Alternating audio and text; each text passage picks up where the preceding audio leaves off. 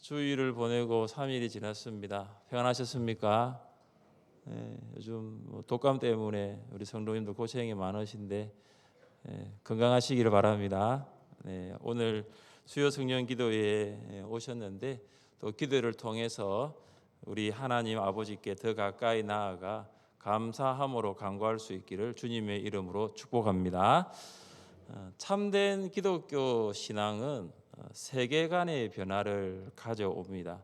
여러분, 세계관을 영어로 월드뷰라고 하잖아요. 그래서 이 세계관은 어떤 말이냐면은 어떤 관점, 그러니까 뷰죠, 뷰. 어떤 그 뷰를 가지고 세계를 근본적으로 인식하는 방식입니다. 요즘 사람들 뷰라는 단어 많이 쓰시더라고요. 그래서 집에서 딱 보니까 바다가 있습니다. 이걸 뭐라 그러죠?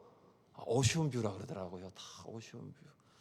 또 딱 봤는데 시내가 있더라고요. 이게 무슨 뷰라 그러죠? 시티 뷰라 그러더라고요. 시내가 다 건물이 있고 앞에 산이 있어요. 그러면 또 산뷰라 그러대요. 말을 참 잘 만들어요. 저희 시골집은 뷰가 있습니다. 논뷰입니다. 이렇게 논이 쫙 펼칩니다. 사계절마다 이 색깔이 달라집니다. 여러분, 어떤 뷰를 좋아하십니까? 오션 뷰를 좋아하십니까? 시티 뷰를 좋아하십니까? 산 뷰를 좋아하십니까? 제일 좋은 뷰가 있습니다. 제일 좋은 뷰 소개해 드릴까요? 하나님 나라 뷰입니다. 제일 좋은 뷰가 하나님 나라 뷰입니다. 성도는 예수님을 믿은 후에 이 세상 나라 세계관이 하나님 나라 세계관으로 바뀝니다. 예수님을 믿기 전에 이 세상의 관점에서 가정을 보고 학교를 보고 직장을 보았다면 예수님을 믿은 후에는 하나님 나라의 관점에서 가정과 학교와 직장을 봅니다. 달라진 것은 가정과 학교와 직장이 아니고 내가 달라졌어요. 나의 관점이 달라진 거예요. 그러니까 내가 변하니까 뭐가 달라지냐면 뷰가 바뀌는 거예요. 하나님 나라의 세계관으로 가정을 보면 우리가 가정은 먹고 자고 생활하는 공간이었는데 하나님 나라 세계관으로 가정을 보면 어떻습니까? 가정에 사랑이 있고 소통이 있고 우리 작년에 우리가 열심히 했죠. 예배가 있는 그런 곳으로 가정이 보여지는 거죠. 하나님 나라 세계관으로 학교를 보면 어떻습니까? 하나님 나라 세계관으로 학교를 보면 어떻습니까? 그 학교가 이제 내가 기도하고 섬기고 복음 전하는 공동체로 바뀌는 거죠. 그냥 하나님 나라 세계관이 아니고 그냥 세계관을 보면요, 내가 진학을 위한 하나의 과정이고 내가 취업을 위한 하나의 과정으로 학교가 보여지는데 하나님 나라 세계관을 보면 완전 달라지는 거예요. 직장도 마찬가지 아니겠습니까?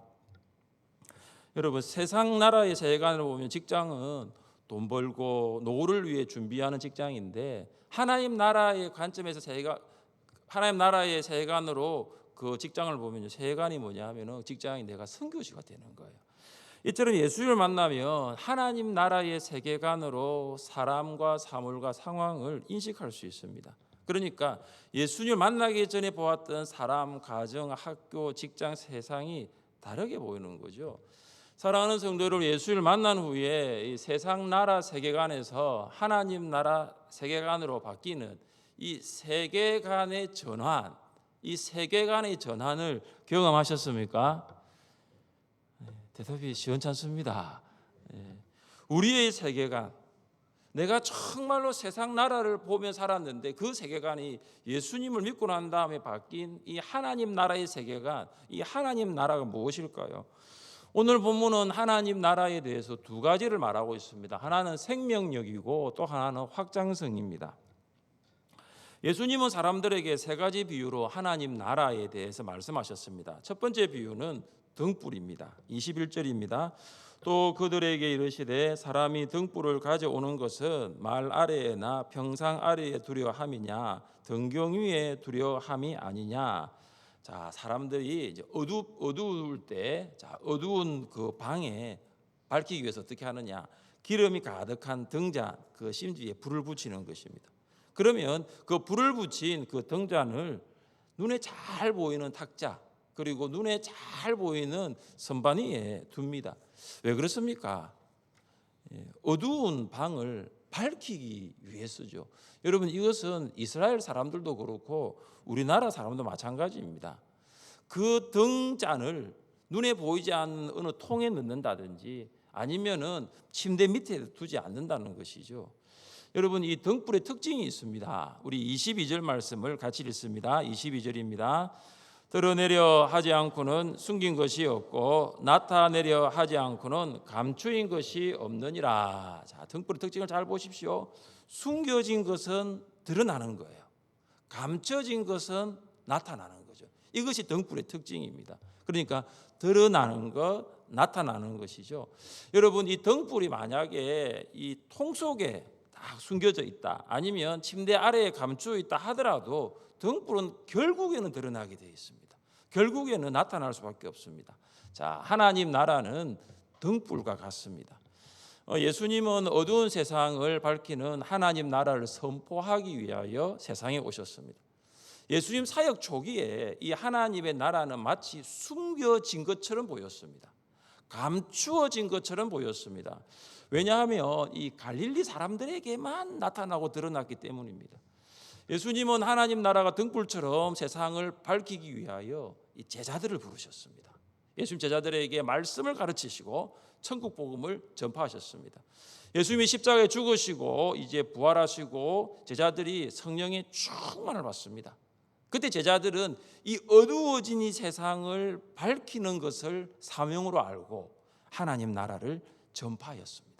유대 종교 지도자들에게는 하나님 나라는 마치 등불처럼 숨겨지고 감추어진 것으로 보였을 것입니다. 그러나 여러분, 등불은 숨긴다고 숨겨지는 것이 아니에요. 감추어진다고 감추어지는 것이 아닙니다. 똑같이 하나님 나라도 마찬가지입니다. 세상에 드러나고 나타나는 것입니다. 예수님이 하나님 나라를 위하여 제자들을 부르신 것처럼 우리를 부르셨습니다. 여러분은 누구냐? 하나님 나라 위해서 부르심을 받은 성도들입니다. 믿으십니까? 네, 한번 따라해 봅시다. 나는 하나님 나라 위에 부르심 받았습니다. 네, 이것이 성도의 정의지요. 자, 그러면 보십시오. 우리 무엇을 해야 합니까? 방금 제가 이 정의에서도 이야기했듯이 우리는 세상을 밝혀야 하는 거죠. 하나님께서 여러분을 부르신 이유가 있습니다. 이 어두워진 세상을 밝히기 위해서, 이 어두운 세상을 밝히는 등불로 여러분을 부르셨다는 거예요. 자, 오늘날 많은 그리스도인들이 세상을 밝히지 않습니다. 자신이 그리스도인이라는 이 정체성을 드러내는 것을 꺼려하고 있습니다. 그러니까 믿지 않는 사람들과 함께 있으면서 내가 성도다라는 것을 드러내지 않는 거예요. 그러니까 내가 성도로서 구별되지 않게 살아가는 거죠. 여러분, 불신자들과 구별 없이 살아가면 편할까요? 편하지 않을까요? 편합니다. 불신자들과 구별 없이 그냥 살아가면요, 편합니다. 불신자들처럼 말하면 됩니다. 이 말하면 나도 한마디 더 하면 되고요. 불신자들처럼 행동하면 됩니다. 불편하지 않아요. 그런데 언제 불편한 줄 아십니까?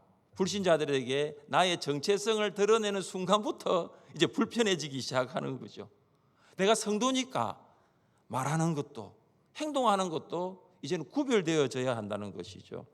사랑하는 성도 여러분, 여러분이 성도라면 불신자처럼 숨어서 사는 편리함보다 불편함을 선택하시기를 바랍니다. 여러분, 불편함이 사명이에요. 한번 따라합시다. 불편함이 사명입니다. 불편함이 사명입니다. 여러분, 불편한 게 사명이에요. 우리가 세상 나라에 살아가면서 불편해야 내가 성도로 살아가고 있는 거예요. 여러분, 식사하기 전에 기도해야 하니 이거 불편한 거예요.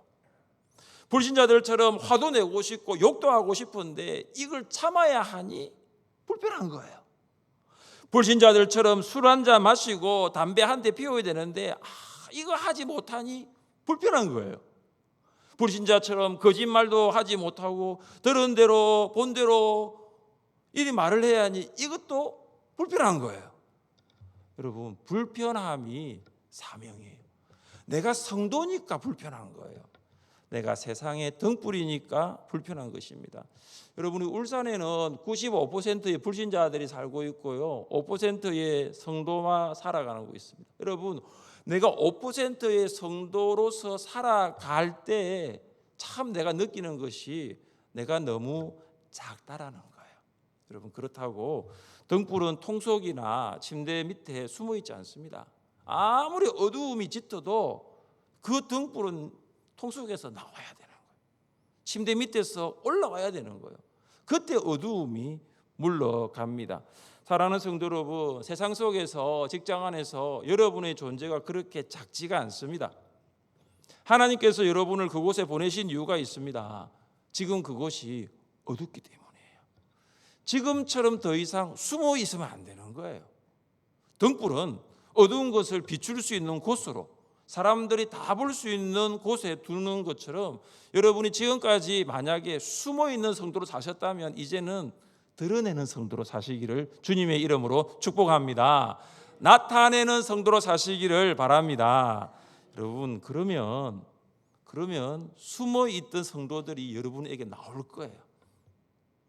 그들은 여러분을 통해서 어둠을 밝히는 등불로 살아가는 것이 사명이다라는 것을 알게 될 것입니다. 그래도 울산이 95%의 불신자들이 있지만 울산이 소망이 있는 것은 하늘샘 교회가 있기 때문인 줄 믿습니다.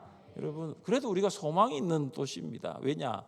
울산이 소망이 있는 것은 바로 5%의 여러분이 계시기 때문입니다. 오늘 설명절 이웃사랑 정꾸러미 만들기에 많은 성도님들이 참석해 주셔서 감사합니다. 세상에서 제일 맛있는 전이 무슨 전인 줄 아십니까?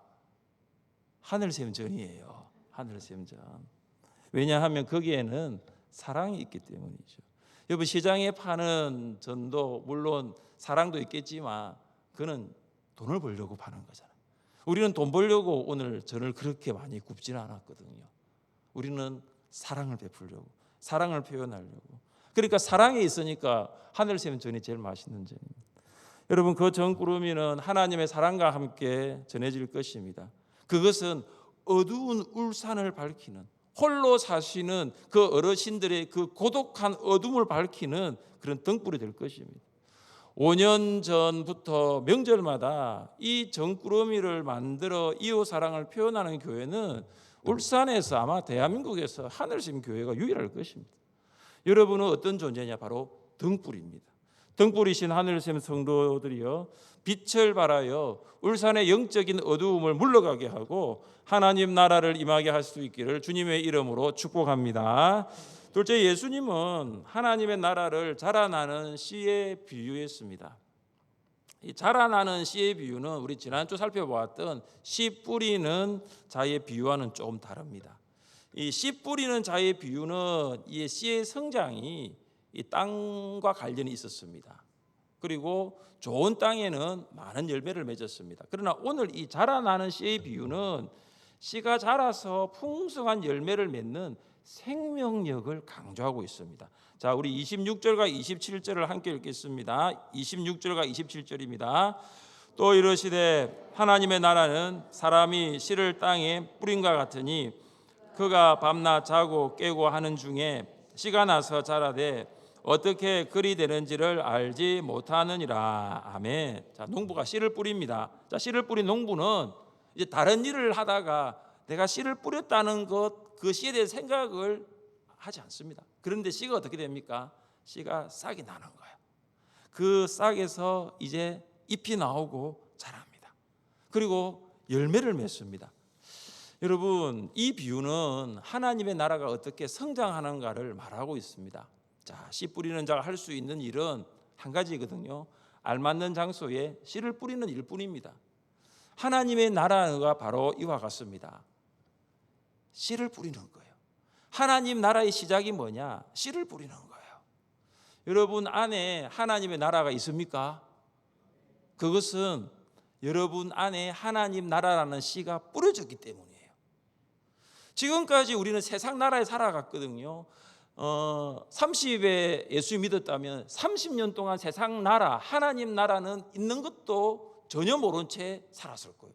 만약에 40에 예수를 믿었다면 그 40년 동안은 하나님 나라를 전혀 듣지 못하고 살았을 거예요.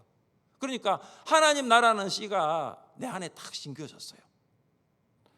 여러분, 이것이 은혜인 줄 믿습니다. 세상 나라에서 세상 나라 생각만 하고 어떻게 세상 나라에서 내가 좀 잘 살 수 있을까, 어떻게 안정되게 직장을 구할 수 있을까, 어떻게 내가 세상 나라에서 조금 더 편하게 살 수 있을까, 그 생각만 우리가 해왔거든요. 그런데 어느 날 우리 안에 하나님 나라라는 씨가 뿌려진 거예요. 이것이 은혜입니다. 여러분, 세상 나라는 철저하게 자기 중심입니다. 자기 중심이에요. 그러나 세상 중심으로 살았던 우리가 이제 하나님 나라를 생각하는 거예요. 내가 하나님 나라를 위해서 기도하는 거죠. 여러분, 이거 아무리 생각해봐도 이것이 은혜입니다. 우리 안에 뿌려진 하나님의 나라라는 이 씨가 싹을 틔우고 이제 이삭이 나고 열매 맺고 있는 거예요. 하나님 나라를 자라게 하시는 분은 하나님이신 줄 믿습니다. 성경은 이 하나님 나라의 성장 과정을 아주 구체적으로 기록하고 있습니다. 28절입니다. 땅이 스스로 열매를 맺되 처음에는 싹이요, 다음에는 이삭이요, 그 다음에는 이삭에 충실한 곡식이라. 여러분, 하나님 나라의 성장이 천천히 진행되는 것처럼 보이죠. 그러나 잘 보십시오. 씨에서 싹으로, 싹에서 이삭으로, 이삭에서 뭐죠? 곡식으로 천천히 진행되는 것 같은데 성장이 있다는 거예요. 분명한 성장이 있다는 거죠. 여러분, 성장하는 과정 가운데 어려움도 있습니다. 환난 밖에도 있습니다. 그런데 하나님의 나라는 뭐죠? 씨에서 시작됐는데 결국은 뭐죠? 싹에서 이삭으로 결국은 곡식으로 맺는 거예요. 이것이 뭡니까? 생명력이라는 거죠. 여러분, 이 씨가 썩은 씨였다면 여러분 싹이 나겠습니까? 이삭이 있겠습니까? 곡식이 있겠습니까? 이 씨가 썩은 씨가 아니라는 거예요.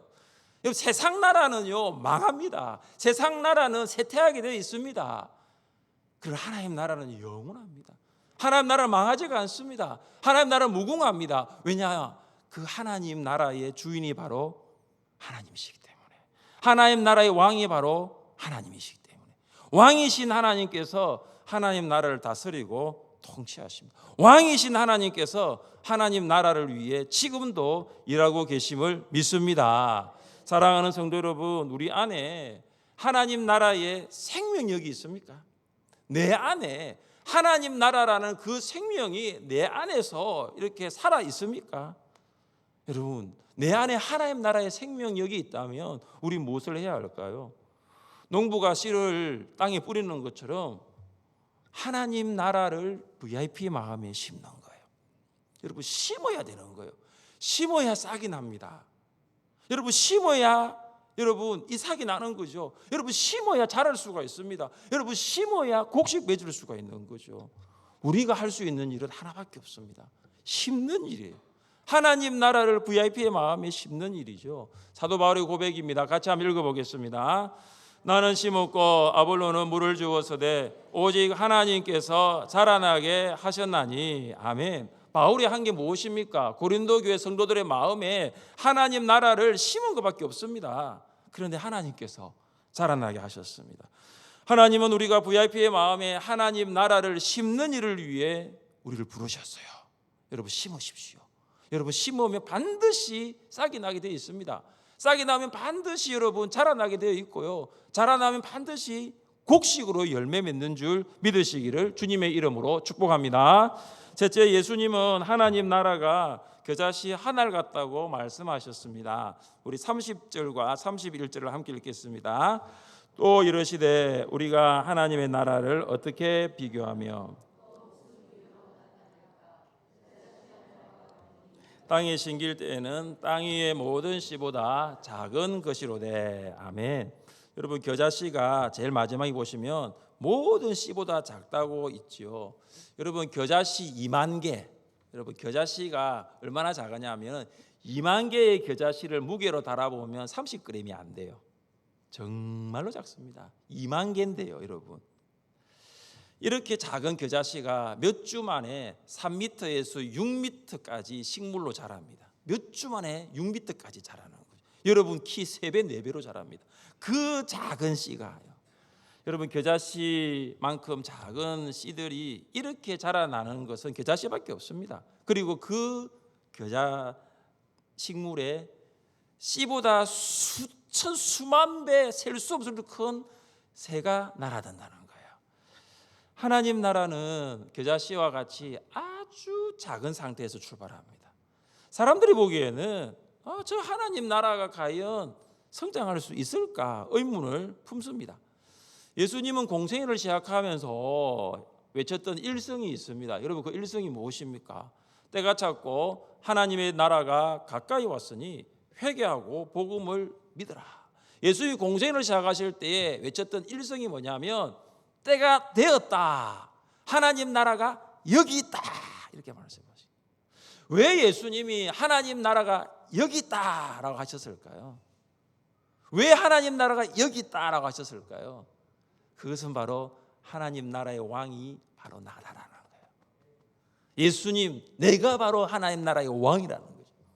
예수님이 바로 하나님 나라의 생명이기 때문입니다. 여러분, 예수님은 고작 12명의 제자를 부르셨습니다. 그것도 갈릴리에서요. 하나님 나라를 그들에게 가르쳤습니다. 그런데 예수님의 최후는 어떻게 됩니까? 십자가에서 죽으셨어요. 그런데 그것이 끝이 아니었죠. 부활하고 성천하셨습니다. 여러분, 예수님이 성천할 때에도 보면 12제자하고 그리고 한 몇백 명의 사람들 뿐이었습니다. 그렇게 많지 않았습니다. 그들은 정말로 겨자씨와 같이 작은 존재였습니다. 그런데 어떻게 되었습니까? 하나님께서 그들을 통해서 하나님 나라가 전파되고 하나님 나라가 확장되게 하셨어요. 여러분, 하나님 나라의 씨는 140년 전 아무런 소망이 없는 어두웠던 이 조선 땅에도 심겨졌습니다. 140년 전 조선에 온 하나님 나라, 겨자씨 한 알처럼 너무 작았지만은 여러분, 지금 어떻습니까? 여러분, 주변을 보십시오. 하나님 나라가 확장되고 있습니다. 하나님 나라가 점점 확장되고 있습니다. 여러분, 우리나라는 미국 다음으로 세계에서 두 번째로 선교사를 많이 보내는 선교 국가가 되었습니다. 중국 사람들은 가는 곳마다 식당을 세운다고 하지 않습니까? 한국 사람들은 가는 곳마다 교회를 세우는 거죠. 여러분, 2022년에 우리가 목장을 재편성했습니다. 그러니까 올해로 몇 년 됐죠? 22, 23, 24, 그렇죠? 5년 됐습니까? 2, 3, 4, 4년 됐죠, 그렇죠?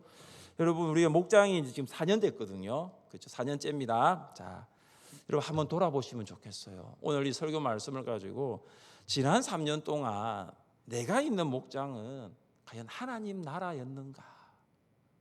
지금 내가 있는 목장은 하나님 나라와 같이 확장성이 있었는가? 분명히 하나님 나라는 확장된다고 했는데 아니면 4년 전이나 지금이나 비슷한가? 여러분, 한번 보십시오. 여러분의 목장은 어떻습니까?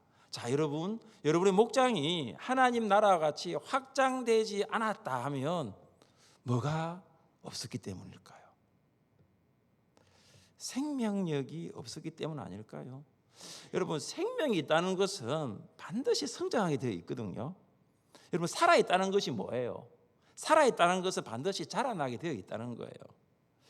여러분, 씨들 중에 가장 작은 씨도 자라 새들이 찾아오는 것처럼 여러분의 목장이 하늘샘 목장들 중에 가장 작다고 할 수 있습니다. 목사님, 우리 목장은 처음부터 작았습니다. 우리는 처음부터 인원이 적었고요, 지금도 작아요. 여러분, 그런데 중요한 것은 겨자씨는 씨들 중에 제일 작은 씨예요. 목장 안에 예수의 생명력만 있으면 되는 거죠. 그 씨가 있으면 되는 거죠. 목장 안에 예수님의 생명력이 있으면 목장은 자라날 수 있습니다. 여러분, 찬양하고 말씀과 삶을 목장에서 나누고 기도하면서 그 찬양 가운데 예수님이 함께 하신다. 그 나눔 가운데 예수님이 함께 하신다. 그 기도 가운데 예수님이 함께 하신다는 것을 여러분 경험하고 있습니까? 그게 바로 예수의 생명력입니다. 우리끼리 모여 있는 것이 아니고 그냥 우리끼리 나눔하는 것이 아니고 이 모임 가운데 주님이 함께 하시는구나. 주님이 한 사람 한 사람의 마음을 열게 하시고 그들의 입술을 통해서 그들의 삶을 고백하게 하시고 진짜 우리 목장은 예수의 생명력이 살아있는 목장이구나. 여러분, 그러면은요 그 목장은 성장하는 거예요. 예수의 생명력이 있으면 그 목장은 자라날 수 있는 거죠. 올해는 겨자씨와 같은 작은 목장이지만 겨자씨와 같이 하나님 나라를 확장시켜 나갈 수 있기를 축복합니다. 여러분, 그러기 위해서 우리가 무엇을 해야 합니까? VIP를 작정하세요. VIP를 작정하십시오. 그리고 VIP를 위해 기도하십시오. 그리고 VIP를 사랑으로 섬기고 목장으로 초청하십시오. 여러분, VIP를 작정하는 것이 무슨 의미입니까? 그것이 바로 하나님 나라를 심는 거예요. 하나님 나라의 씨를 뿌리는 거예요. 김선모 선교사님이 현재 그 양곤에 교회를 개척할 지역을 알아보고 있습니다. 함께 교회를 개척할 신실한 현지 동역자를 만나기 위해서 내일 피누린으로 올라갑니다. 12시간 양곤에서 운전해가지고 피누린으로 갑니다. 졸란 목사님이 신실한 한 사역자를 소개해 주기로 했는데 그 사역자 이름이 모제시예요. 모제. 이번에 피누린에 있는 현지신학교를 졸업을 하고 그도 헌신할 지역을 두고 기도하고 있는 가운데 김선모 선교사님을 만나기로 한 것입니다. 여러분, 우리가 몇 년 전에 뿌렸던 그 하나님 나라의 겨자씨가 피눌린 다운뼈 지역에서 교회가 세워졌잖아요. 그렇죠? 이제는 또 확장되고 있습니다. 양곤 지역으로 확장되고 있습니다. 때로는 우리 한 사람 한 사람은 겨자씨와 같이 작아 보일 수 있습니다. 미약하게 보일 수 있습니다. 그래서 우리가 하는 일은 큰 의미가 없다라고 생각할 수가 있습니다. 그러나 여러분 아십니까? 겨자씨 한 알이 공중의 새가 깃들이는 큰 식물로 자라난 것처럼 우리를 통해서 하나님의 나라는 확장되어 갈 줄 믿습니다. 사랑하는 성도 여러분, 하나님의 나라는 숨겨진 것처럼 감추어 있는 것처럼 보이지만 결국은 드러나고 나타납니다. 하나님 나라는 씨에서 싹이 나고 싹에서 이삭이 되어 열매를 맺는 것처럼 하나님 나라의 생명력은 결코 멈추지 않습니다. 하나님 나라는 아주 작은 겨자씨 한 알이 큰 식물이 되는 것처럼 주님 오시는 날까지 하나님의 나라는 확장되어 갈 것입니다. 우리 안에 예수님의 생명으로 하나님의 나라를 계속하여 확장시켜 나갈 수 있기를 주님의 이름으로 축복합니다. 이 시간 자리에 일어나셔서 함께 찬양합시다.